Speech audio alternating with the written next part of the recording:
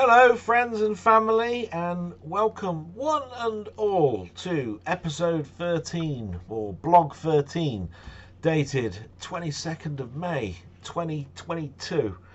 And oh my god, I was thinking about this when I just hit the record button, that we've gone 13 weeks of my waffle. I really do thank you for standing by me and listening to some of the rubbish that comes out of my mouth. But I do hope that you get some entertainment out of it. You know from the beginning what this is all about, which is mostly really for my family when I'm gone, so they know sort of what I liked, what made me tick, and in the worst case scenario, they know what was worth keeping or selling, and what was a load of rubbish and just chuck in the skip. So you know the format by now, and I like to get the news out the way because I have no interest really too much in the news. It's really there as a timestamp. So we start off with the war. The Russia has declared victory of the port city of Mariupol following the 1-month battle at the city steel plant, which Ukraine vacated this week. On top of that, Russia have just released a set of tanks named the Terminator, or Terminators, and the feelings are that those tanks can now go through this steel plant city as a major corridor into the rest of Ukraine. It all sounds rather damning. I think at the moment the news is really putting a spin on things. I hope the Ukraine is doing better than what this news article is talking about. They know that everybody that I know of in Europe and most of the world, we want the war to end, and we want the Ukraine to have their country back. So enough said about that, really. On lesser notes and stuff that's local to UK, Partygate. So the final fines have now been issued, which ends the Conservative Partygate scandal. However, the investigation continues into Keir Starmer, who's the Labour leader, and Beergate. Sue Gray, who's been writing this report on the whole thing, and she seems to have been writing it for the last 3 months, says that the report will be out in the next 2 weeks. Who cares? I never really thought much about it. I did feel in the early days about all of us not being able to see our loved ones going to nursing homes, all of that sort of stuff. And I can understand people's feelings of not being able to go to funerals. I couldn't go to certain funerals in my family. But having a beer at the end of the day, having a drink while having a meeting, all because of rules that say that's a gathering or a party. I don't know. It's just a mess, and I'd rather them get on with helping Ukraine out and sorting out some of our problems with electricity, gas bills, that sort of stuff. I couldn't care less whether Boris Johnson's got a can of Vimto in his hand or something while he's at number 10 Downing Street. And the last bit of news, which was just a little bit of computer sort of like news that I read an article on actually last week, but I didn't bring it in, was about the golden Nintendo Wii. Now apparently THQ, which was a company that made games, sent a golden Wii to Buckingham House for the attention of the Queen, and that was in 2009. It never made it past the gates. Now THQ have gone bust. The device has suddenly been found. It's now up for auction, and the auction has it at currently $3,000, or it did about a week ago, and there was about 6 days left. I don't know what the final sale was. All I know is I think platinum or golden coated computer devices, bling bling bling, don't really care. It'd be absolutely awful, wouldn't it, that you coat this thing in 24 karat gold and you turn it on and it don't start, and then you got to undo the damn thing. So that's my interest in that. None. But an interesting article anyway. It puts the Nintendo in my little blog. Okay, so I always do my little bits of thanks to people that have commented from last week and the questions that they ask. Some have been wishing me well. Others have actually asked me some questions. The ones I got this week were from Martroyd, Milfy Swinbuckle, Robert Morrison, 8-Bit Steve, Stevie Paperboy, Jambon, Panther UK, Down the Rabbit Hole, Highlander, Colin Ferguson and Colin Jones.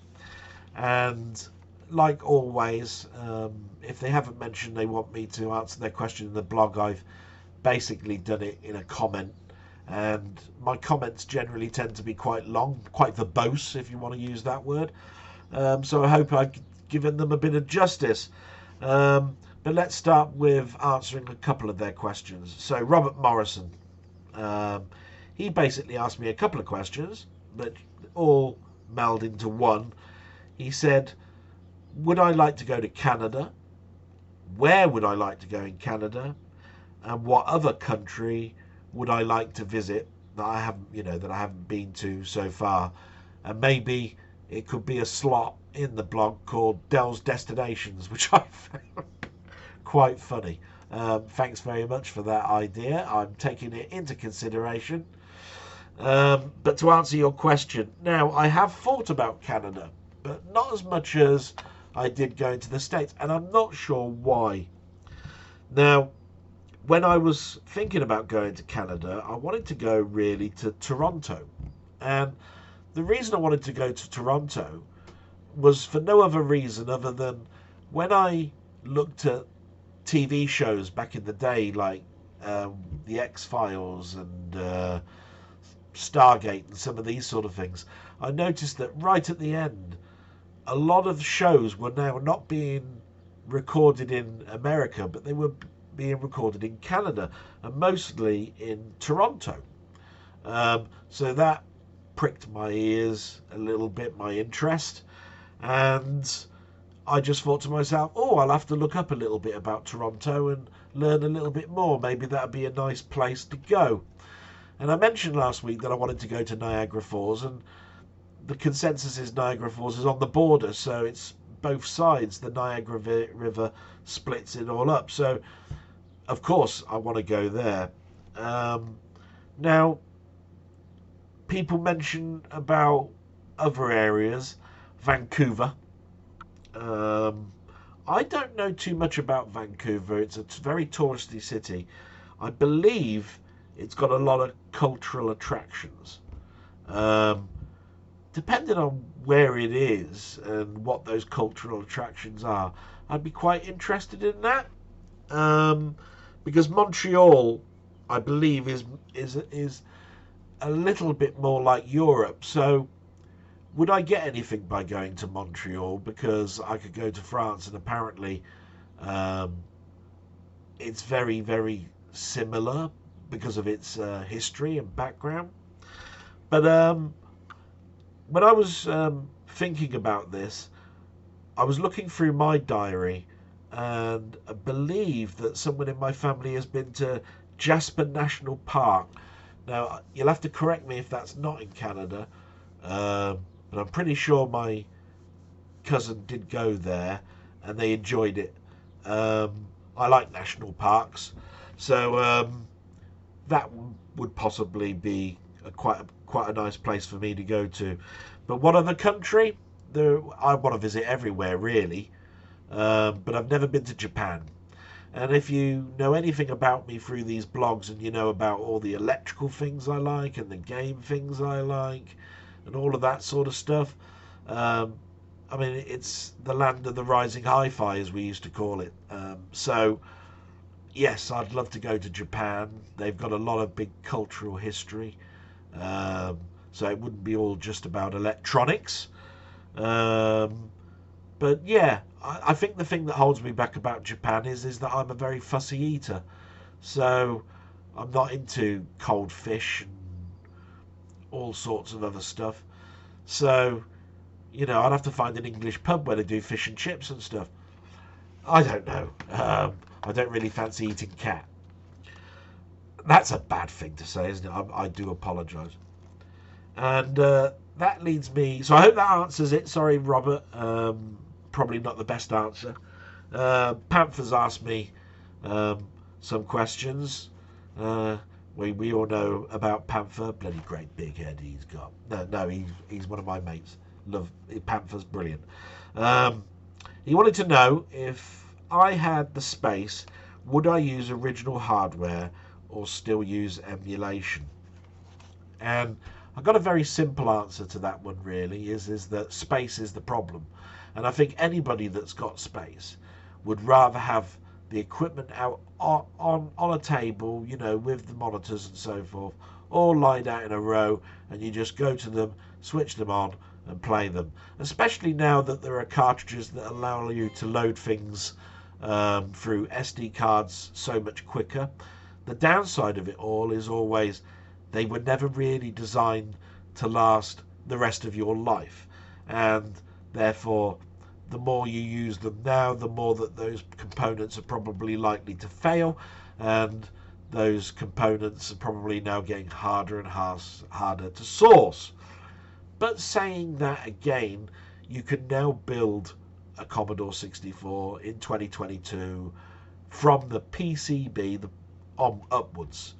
So the simple answer, Panther, is of course I'd like to use the original hardware, especially if I had all the space I ever needed. I'd have a room, I'd have a couple of rooms all set up for it, and I'd love it.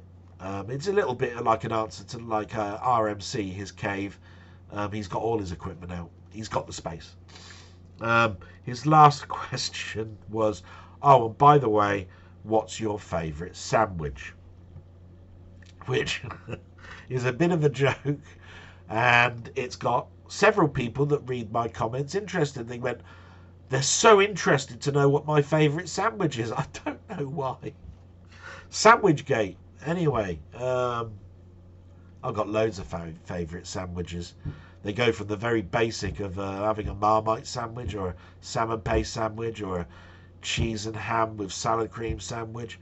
I'm a very fussy eater, and I'm allergic to a number of things. One of those things is mushrooms. I can't have too much onion. It brings me up in a rash. I can only have the skin of the tomato. That means it has to be pulped. All sorts of allergies that I've got, which makes things a bit difficult. But I was having a phone conversation with Panther yesterday, and he was making, and I call him a bastard because he was telling me while I was on my walk, a bacon and egg sandwich. And to be quite honest, I think a bacon sandwich is just absolutely delicious. I could do with one now. I think of a bacon sandwich and I think, I want one now. I think the only way that you can improve a bacon sandwich is if you're having one for lunch and it's in a baguette and you throw some sausages in and you put some sauce on it. A bacon and sausage baguette. Oh, yeah, I could do it now. But to be quite honest, I think everybody turns a dinner into a sandwich. I love chip butties. A chip, piece of bread with some sauce, you know. But my favourite, yeah, I'm going to go with the sausage and bacon baguette. And I hope that answers your question, Panther. You've had far too much of my time already, you miserable bastard. Milfy.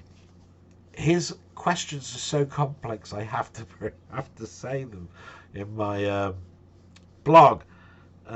He wanted to know which collectible is most precious personally to me, and what of anything I have collected has the most memories.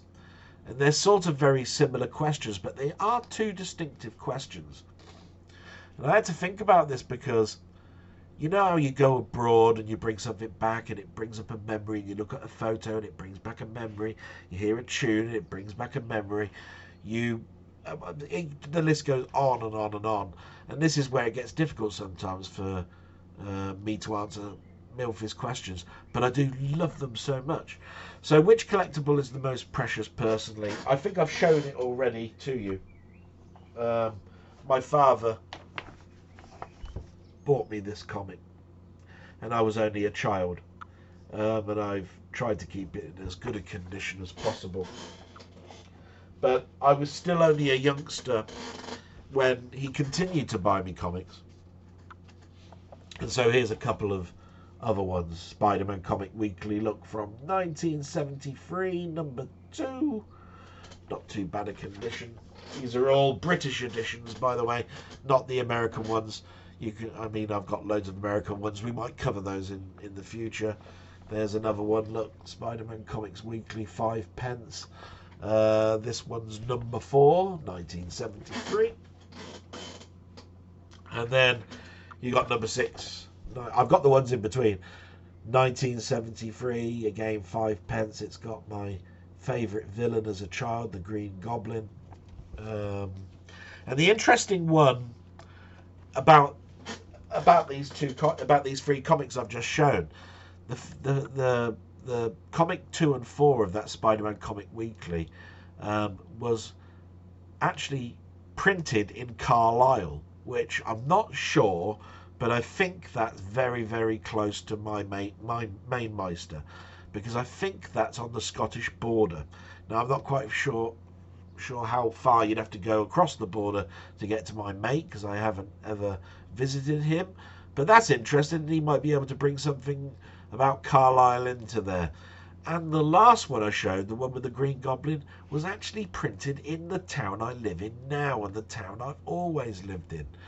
So all I had to do was go down to the printers and go and get it. I didn't know. But there you are. But then again, I was 6, or less.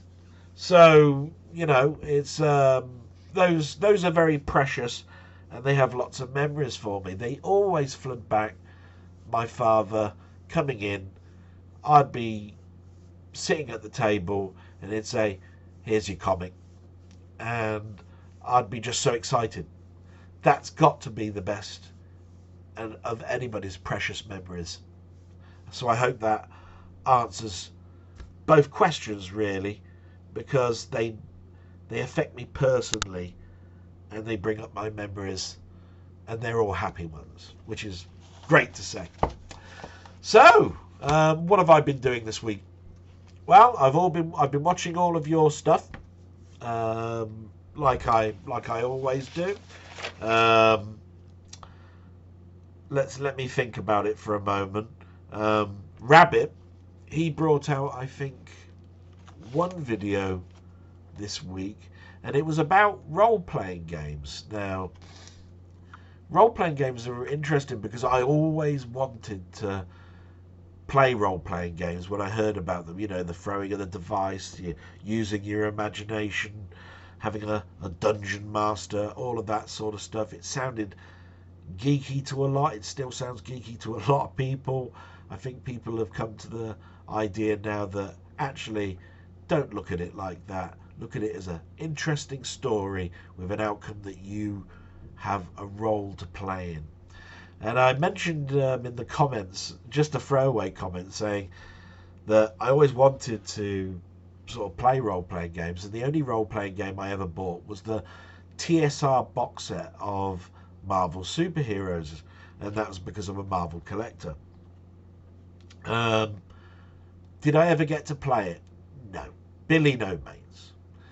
So I bought all of the expansions, I bought the box, I read up on it, never got to play it once. And it's a great shame.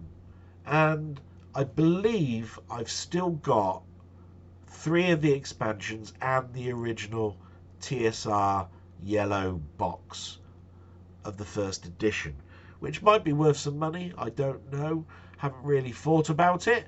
But keep making those videos, Rabbit, because you keep reminding me of memories of stuff that I think I've got, and happy ones at that. So, love your videos. Thanks very much, mate. Keep making them. I went to Ponder's channel because he's in this high score kerfuffle, and he was playing an arcade game just to show people a little bit about what it was like and how he was playing it, get some high scores together and so forth.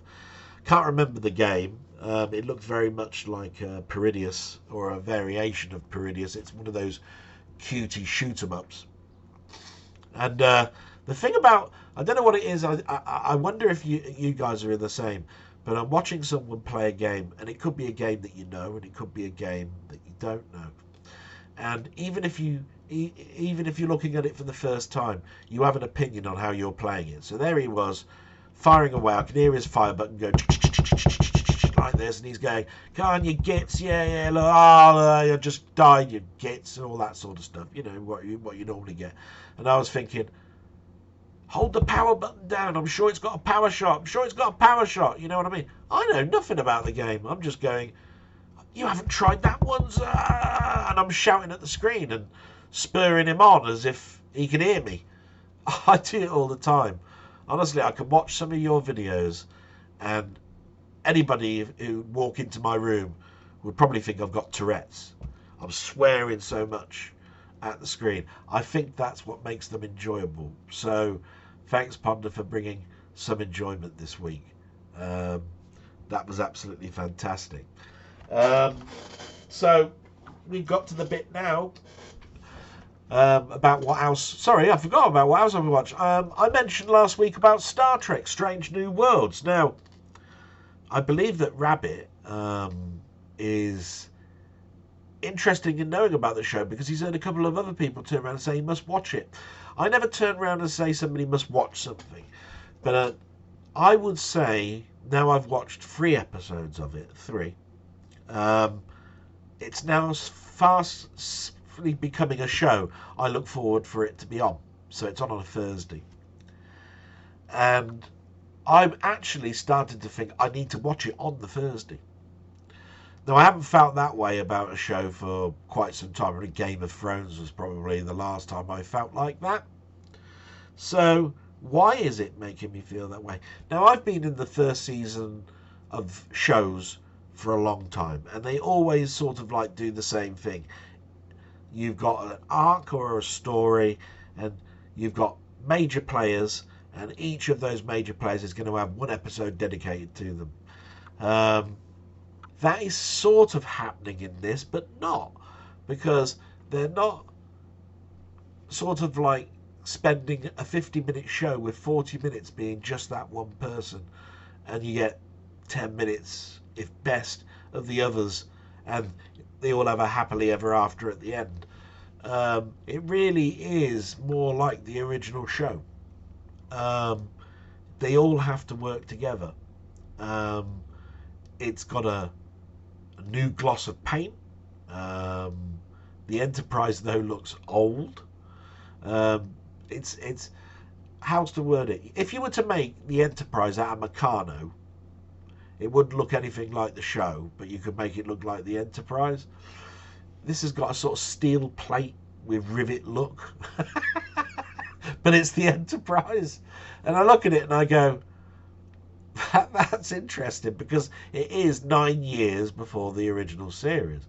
So it is in its infancy. But you look inside it and you're going, that looks better than it did back in the 60s. It's a bit of a mismatch. I'm diverting a little bit. I would say watch it if you can. And the other thing that I've been watching this week, which I got great joy out of, there's this one person has made his commitment last year to giving you a background to TV broadcast idents.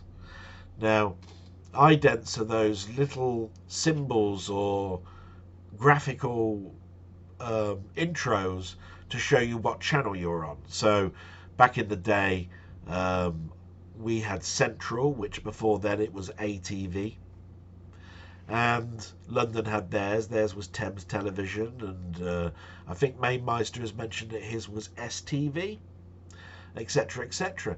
And those ran for years, from 1955 around there, all the way up to the 2000s, where everything then changed. And through those years, those idents changed, and you got computer generated ones, and earlier on ones you had just little animations. And even though I was never part of the Anglia television network, most people would recognise the Anglia ident as being a knight on a horse with a big staff with Anglia written on a little flag that spun round. And I was looking forward to his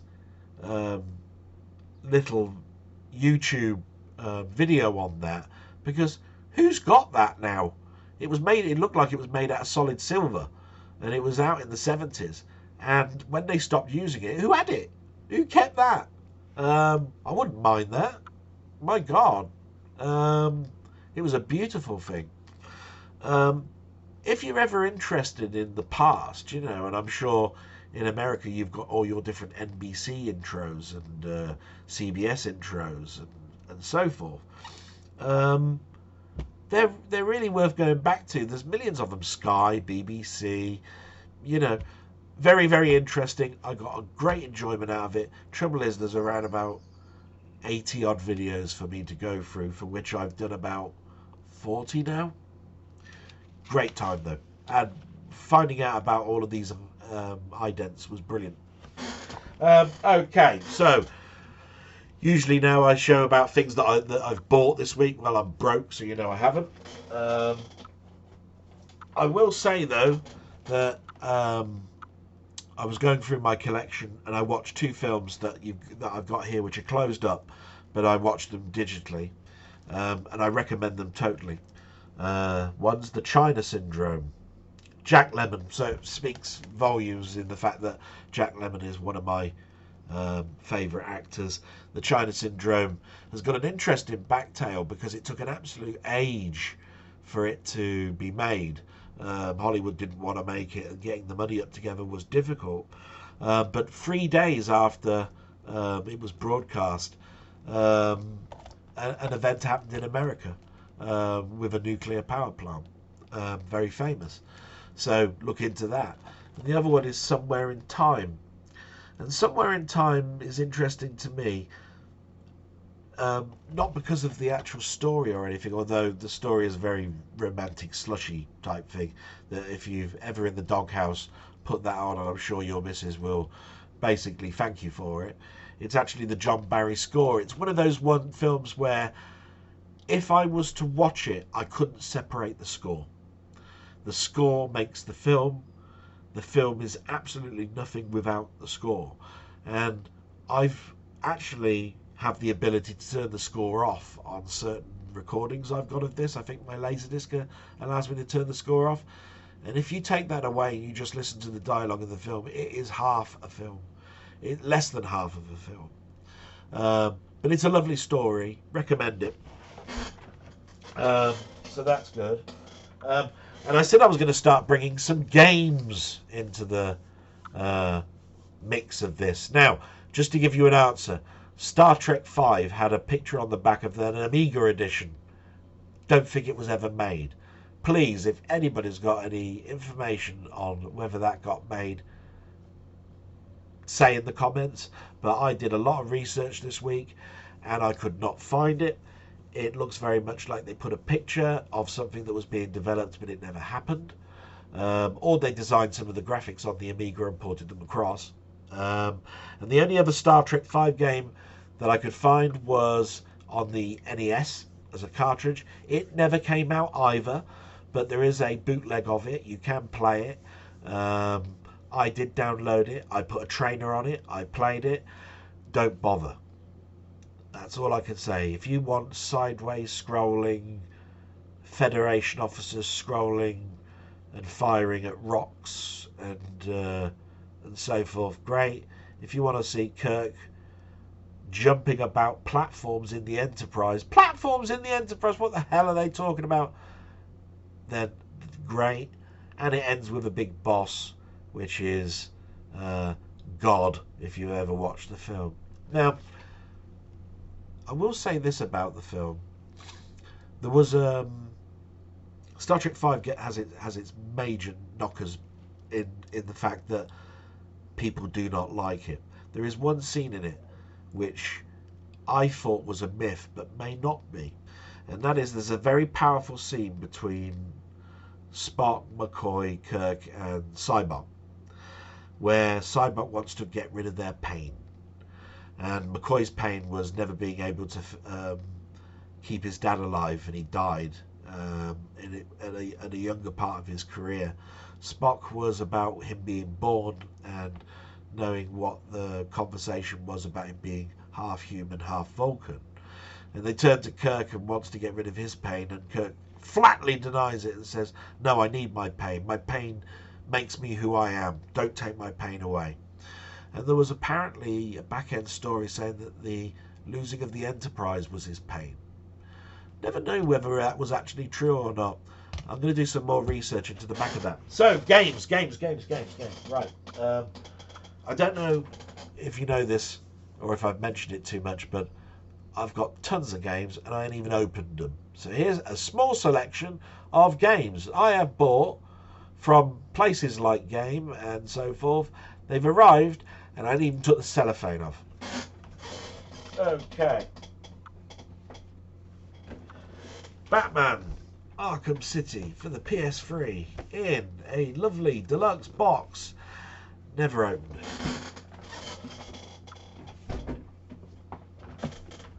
Soul Calibur 5 Collector's Edition. Bought when Game was going under. See that price in the top right hand corner? Knocked 50% off. That's why I bought it. It's the Collector's Edition. It's got no end of cards and all sorts of stuff in it. Never opened it.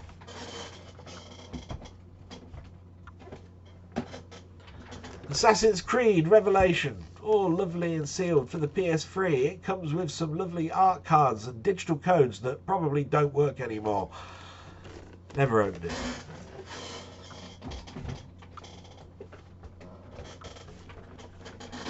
Aliens vs Predator. When Game was going under, the £20 knock 75% off for this one. It comes in a steelbook. Oh, go figure why I bought this one then. I think I bought it for a £5. Never opened it. And the last one. Xbox 360 Warhammer Space Marine Collector's Edition. It comes in the collection, plus a little statuary thing, plus an art book, plus loads and loads and loads, and a great big massive box. Never opened it.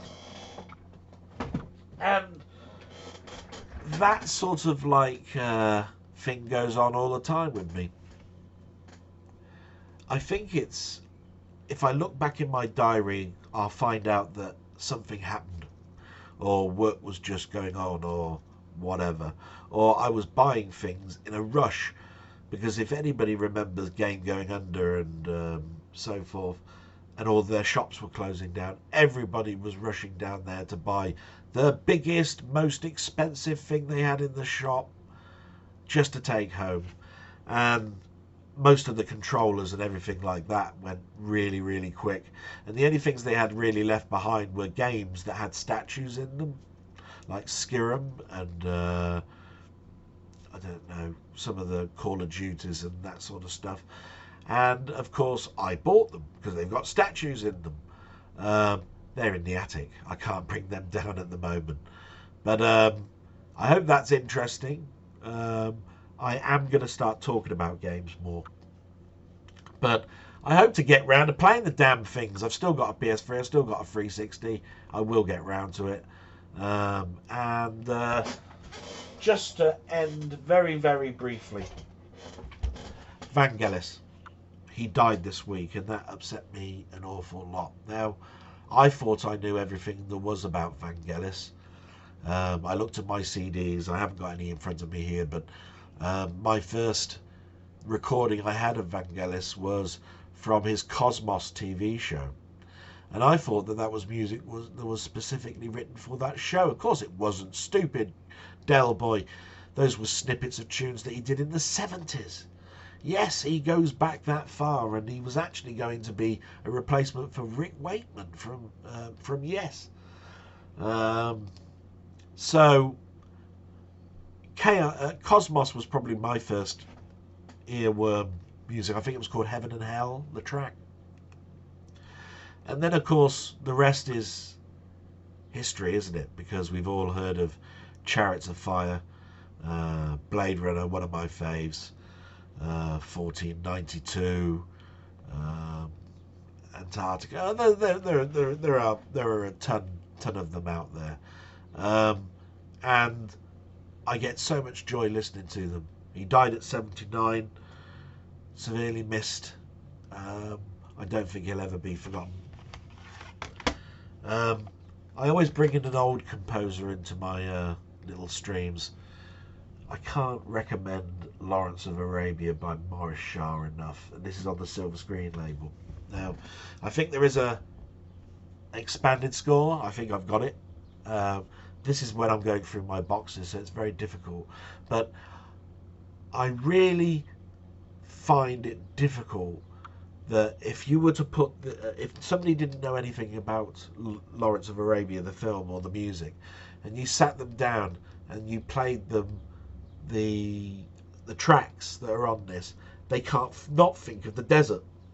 And I don't know what it is.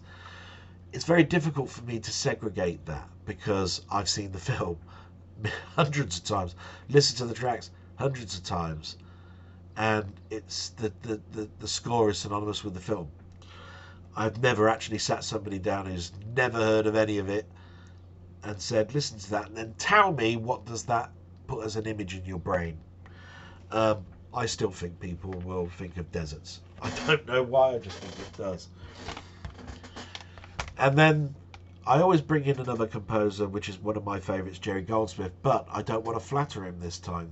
Two particular scores which are either mediocre or the worst thing I've ever heard in my life. Now, I went to the States. A new score was coming out by Jerry Goldsmith. It wasn't going to be over in this country for 6 months. It was Mr. Baseball. Now, I'm not into baseball, but I am into Jerry Goldsmith.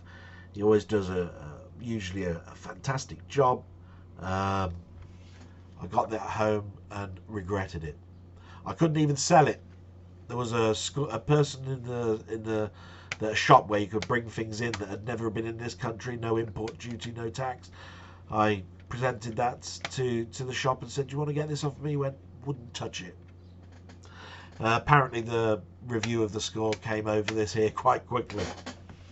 And then there are mediocre ones where they're very low budget, you probably never even heard of the film, like Rent-A-Cop, which has actually got a favourite theme of mine. The actual main theme is lovely, but the film is mediocre, not worth watching, and the score has got snippets of absolute mastery and bits that they just don't fit, and I don't know what else to say about it really, other than it stays in my collection because really of a theme. And I dare say I've got a number of CDs that I've bought just for the theme, and that's interesting to me. It's something for me to ponder on this week. Thank you so much. I think you've heard enough of me this week. I'm hoping to have some news for you next week about my role, and I want to wish everybody well. These are not great times.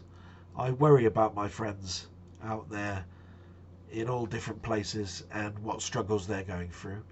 So it makes me feel great that you've listened to my rubbish, and hopefully I'm in your thoughts sometimes. So until next week, thank you very much. Bye-bye.